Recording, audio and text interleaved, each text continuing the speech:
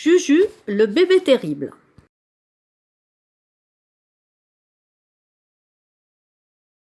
Vraiment, ce gosse est impossible. Il n'arrête pas de faire des bêtises.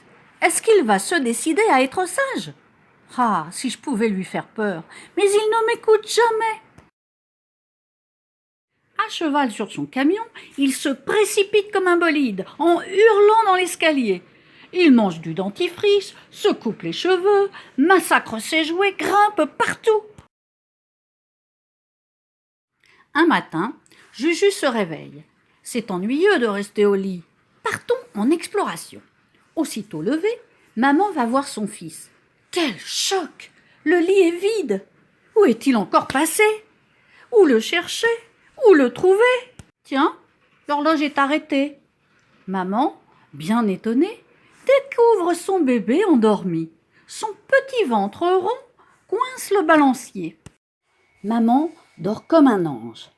Grimper au plafond, quelle bonne idée! Les tiroirs de la commode font un bel escalier. Et hop, notre intrépide montagnard saute sur le lustre et se balance. Soudain, patatras! Tout dégringole. Maman sursaute, ouvre de grands yeux ronds. Elle croit avoir la berlue. Un petit fantôme blanc s'enfuit en courant. Maman fait la vaisselle. Catastrophe! Juju plonge dans l'évier. Les assiettes, les verres, les couverts, les tasses sautent par terre. Maman s'accroupit et fait le gros dos. Quel naufrage dans la cuisine! Coiffé d'une tasse, le vilain Juju regarde sa mère avec satisfaction. « Va te sécher, sale gosse !» Et bang! Juju part en claquant la porte. Que fait maman sous la table? Elle cherche son petit garçon. Il a laissé un bout de tartine sur une chaise et lui, il a tout simplement disparu. Le temps passe. Juju n'est toujours pas là. Maman remplit son tablier de larmes. Voilà qu'on frappe à la porte. Qui est là? C'est le sac à provisions. Qui est dans le sac à provisions? C'est moi. Qui, moi? Juju, l'insupportable bébé. J'en ai marre de ce pot. Je suis bien assez grand pour monter seul sur le cabinet.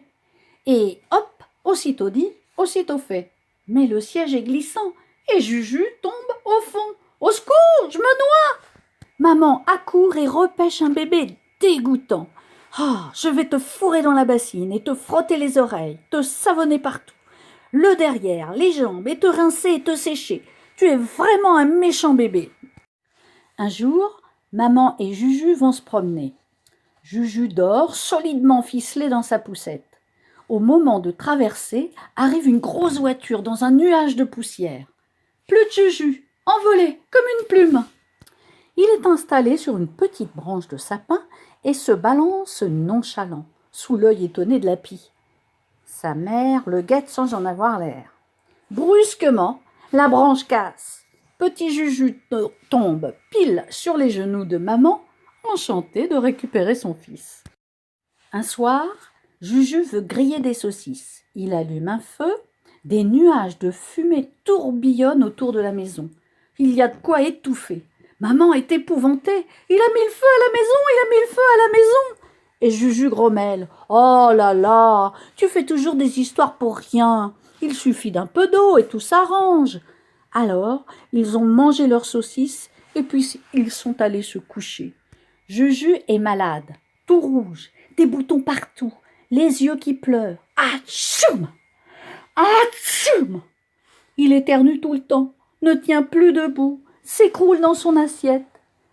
Ah, il s'en va au lit bien volontiers, gros comme un petit pois sur l'oreiller. Maman l'arrose de larmes. Elle lui dit « Si jamais tu guéris, je supporterai toutes tes taquineries. » Au bout de quelques jours, Juju va beaucoup mieux. « Regarde maman, mes boutons sont partis. Et puis j'ai faim et je veux jouer avec toi. » Maman fait le cheval dans la chambre avec son fils sur le dos. Elle galope, galope, galope. Quelle rigolade! Ils s'amusent comme des fous.